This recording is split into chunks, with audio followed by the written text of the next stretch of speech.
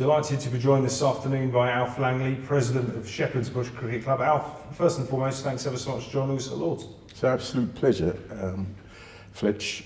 It's a great, exciting moment all the time to be in a place like this.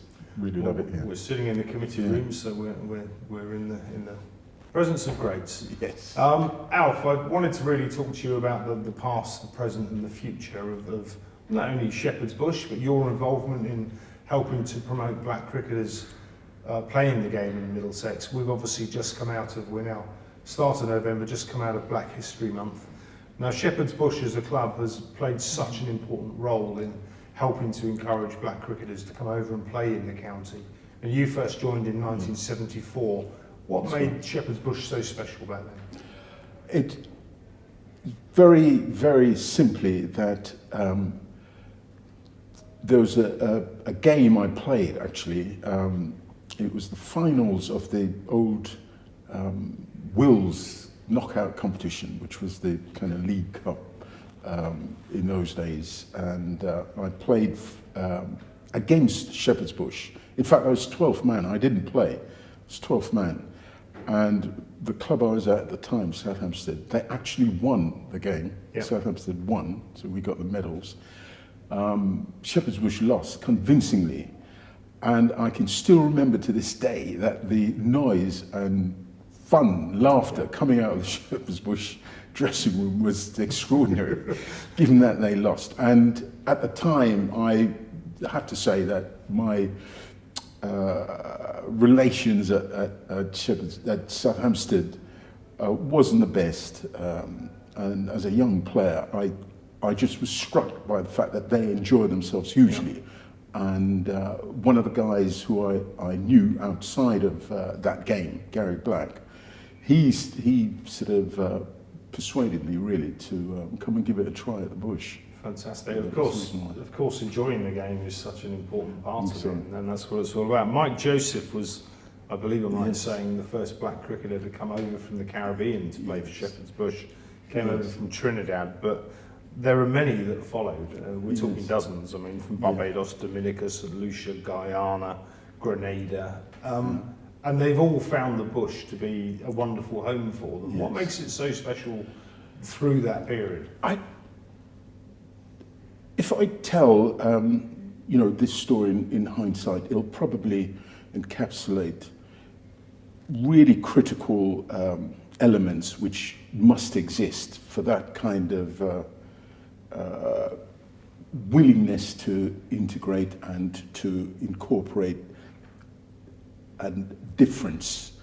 When I first joined the club in '74, in those days, we had a complicated system of membership. You had to be nominated by two people, and then you got put forward to the executive board, who consisted of 3 individuals, senior individuals in the club, who represented the various different sections. We had a thriving bowls section and a tennis section at the time, and there was a representative from the cricket. Well, the guy who was the chairman in those days was a gentleman called Bill Adams. And anyway, I was duly elected, I found out, and carried on. And years later, 10, 15 years later, one Saturday afternoon, it rained, and most people had gone. The game was called off, and very few stragglers were left in the bar, amongst them being myself, of course. And Bill called me over, and he said, "Look, I just want to have a quiet word with you." And he made sure we were in a quiet corner. And he said to me, "Alf, I need to tell you something." Price was, and he said, when you were first nominated and put, there was a system of sort of, you had to vote by throwing a black ball or a white ball. White ball, you went ahead, black ball, you were not. And he said, you got in on a 2-to-1 majority. And he said, I was the one who voted against you. And he said, I did that at the time in my misguided belief that getting somebody like you here, it would open the floodgates to people who of different ethnicities and colours, and I didn't think it was the bush could handle it, and it was the right thing to do. And of course, hearing that was an absolute shock, because I'd never ever received anything but great support from Bill all the time. And I had no reason to believe that that's how he felt originally. But he said, look, I want you to understand, I don't actually care what you think now or what you think of me, but I needed to let you know how wrong I was and how much I've learned, and to see you. I think I was captain at the time. That was during my first spell as captain. And by then, the club had, there were other black guys around the club and so on. But he just said, I wanted you to, I needed to explain that how wrong I was and how misguided I was. And that, to me, at first, I didn't know what to do with that information. I was stunned and, first of all, initially kind of disappointed. But then, every day, I thought of how strong Bill was to actually mention it, because I would not have known, nobody would have known anything. And that demonstrated real allyship, real desire to learn and to be open.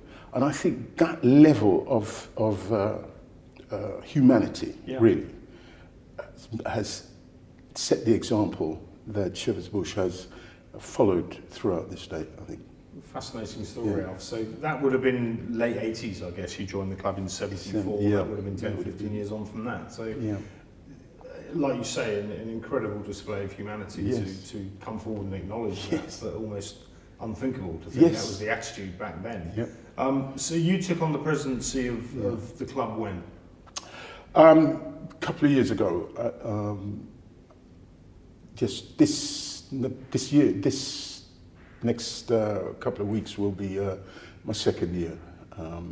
Unfortunately, our previous president, Tony Colbert, he passed away, unfortunately, just before COVID. He did a great job, and set great examples of leadership. So that's when I took over as president. So you must be extremely proud to have, obviously a huge amount of good work was done through the 70s, 80s and 90s in terms of harnessing that culture and that atmosphere where black cricketers were made to feel welcome at Shepherd's Bush. And so many good cricketers came into the Middlesex system, and I guess not least of all, whilst his flirtation with the Bush was fairly small, Norman Cowans. Yes. It must make you enormously proud now to be president of Shepherd's Bush and to look back on the small role that someone like the Bush played in Norman Cowans' career. Yes. Yeah, it's absolutely, because it was, he'd been threatening to play for us for Youngs, but it just didn't quite work out. And although it was brief, it was funny, because our claim to fame was that he played for Shepherd's Bush once, and then next thing he's played for England. So that was good. But we had, back in those days, my great friend, Wilf Slack, who I was very close to. In fact, I was best man at his wedding. Wow. We were very, very close. We shared a lot together. And Roland Butcher, we went back a long way. And certainly Wilf was quite encouraged Norman to come along, because he knew that it was a safe place. It was home.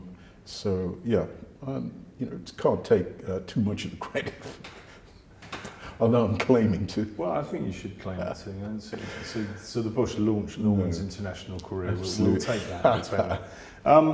Moving on into the modern day, Alf, Shepherd's Bush still has many ties with many black cricketers. I know young Raman Bailey, who I think Raman finished the joint leading wicket taker in the MCCL this year.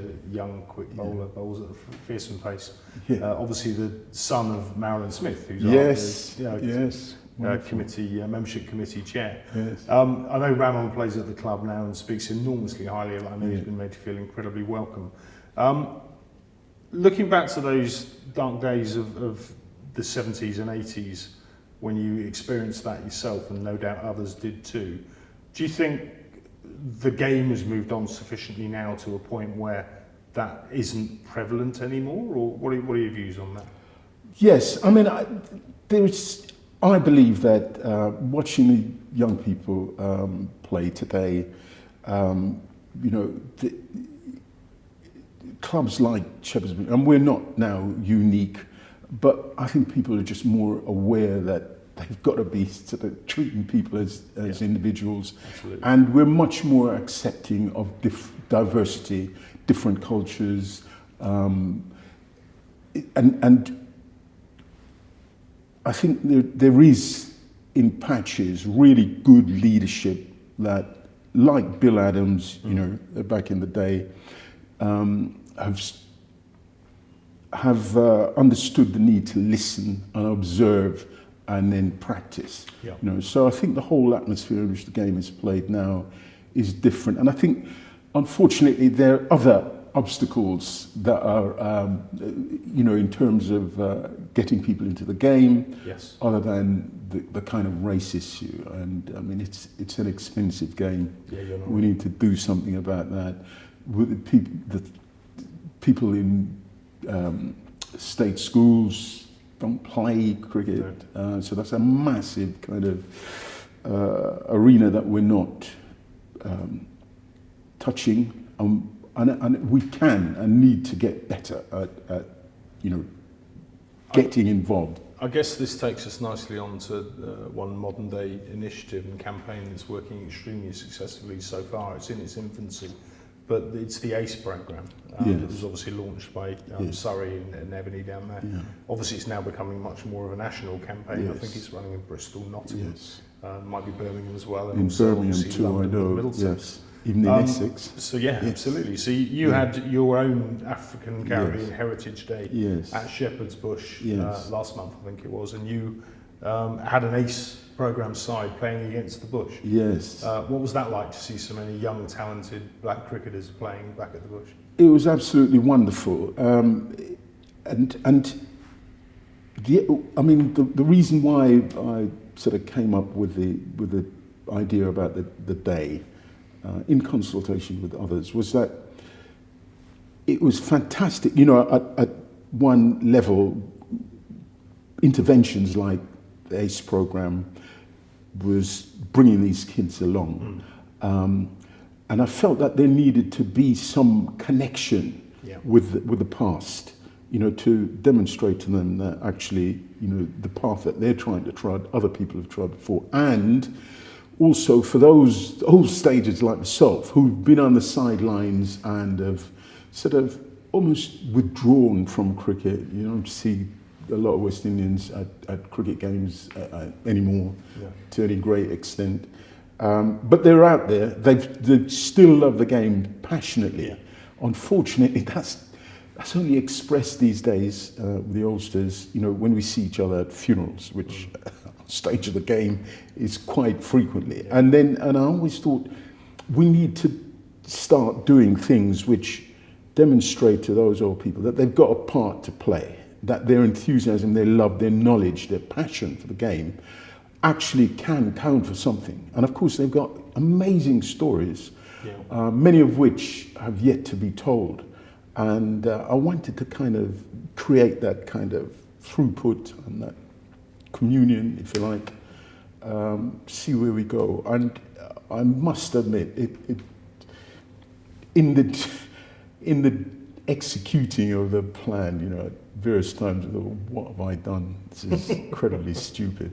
And I involved other people too, who gave up their time. But, you know, to see what happened on the day and then to get the feedback afterwards, it definitely, you know, there's a spark there and there's something worth pursuing all around.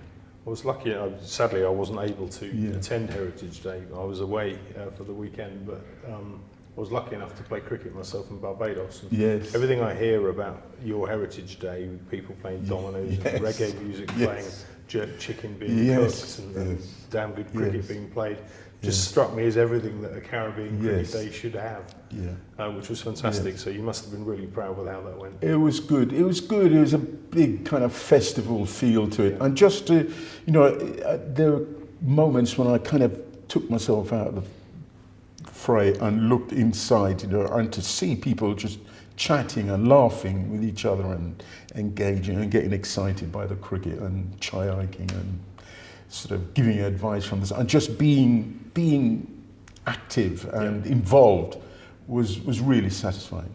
So is that something, whilst you talked about the challenges of pulling it together in year one, is that something you'll be looking to do as a nod moving forward, make that an annual celebration of the Bush's history? Yeah, I mean, I actually that's very, very sort of, it's more complex than I originally thought, because the feedback originally was, this has got to be done every year and so on and so forth. However, we've kind of, part of it that I was particularly keen about was the exhibition where we described the Bush's kind of influence and involvement and so on and so forth. But you can do only once. Yes, so you need to, we need to have a different sort of focal point, a different reason for, and maybe we need to, reflect on the fact that ACE is moving nationwide, and it may be that other clubs, other institutions elsewhere might want to sort of build upon the idea and take it forward in a different way, which is more relevant to people in their particular localities and so on. But yeah, I mean, so we are thinking about doing something, but it might not, part of it might not necessarily be the same. Yeah, I suppose you had something that was so special. Yeah. Do you want to dilute it? It's made that point, as you say, to all of those young black cricketers that are playing the game now, for them to see that the path that was trodden before them was important. So here we are, here and now. ACE program is up and running. It's growing. It's growing from strength to strength. Where do you see the game heading from here on, Alf? I think it's. In all of these things, it comes down to desire and commitment and sheer hard work. Do we want it? To me, what ACE is significantly about is that it's demonstrating that the game is for everyone, right? Not just Afro-Caribbean kids and so on, although they need to come from that. But we need to think about cricket widely and expanding the base and making opportunities available for all who want to play cricket. Yeah. I really think that's the key issue. And that in every community, white working class kids don't play cricket. When I first came to school here, part of the side was made up of guys who just went to the local state school, and it was part of their culture and history, and that's gone now, and that's sad, because I do believe, I'm passionate about cricket. Often, you think, why? I spent X numbers of years chasing a leather ball. Well, most people say not chasing, just standing there. But, running off, and then having stopped playing, still sort of getting involved in administration and so on. Why? Because I think this game of ours offers almost uniquely the opportunity for all races and creeds and religions and all the rest of it to come together, to find common ground in which to expand. So that's my passion, and I think we need to be deliberate in our intent to make the base of the game as wide as possible for those reasons. Alf, look, it's been fascinating talking to you.